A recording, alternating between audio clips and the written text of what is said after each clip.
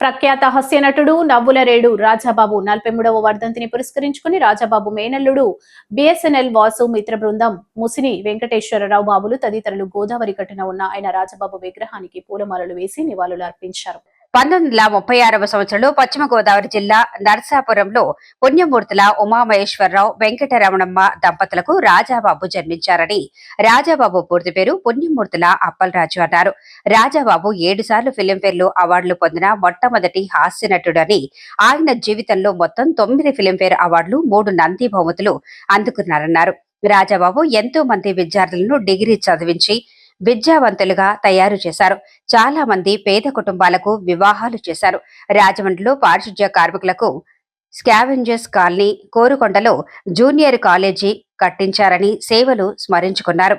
ఈ రోజు తమ్ముడు బాబీ ఆదరణలో ఆయన మిత్ర బృందం బాబులు కె లక్ష్మీనారాయణ, గోబేరు గణేష్, పట్నాయక్, కట్టా చంద్రరావు, కణితి సుందరం, మల్లు శ్రీనివాసరావు అభిమానులు ఆయనకు ఘన నివాళులర్పించారు. అనంతరం వాహన చోదకులకు పళ్లు పంపిణీ చేశారు.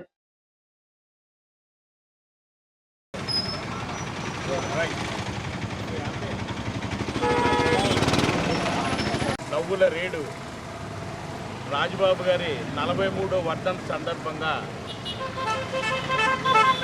ఇక్కడ మన గోదావరి గట్టు గల మన రాజబాబు గారి విగ్రహం దగ్గర రాజబాబు గారి సోదరులు బాబీ గారి ఆధ్వర్యంలో ఈ కార్యక్రమాలన్నీ మనం ఫస్ట్ నుంచి చేస్తున్న సంగతి మీకు అందరికీ విదితమే.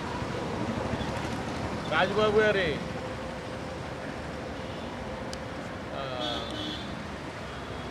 ఫ్రెండ్ సర్కిల్, కుటుంబ సభ్యుల ఆధ్వర్యంలో ప్రతి సంవత్సరం కూడా ఇది చేయడం జరుగుతుంది.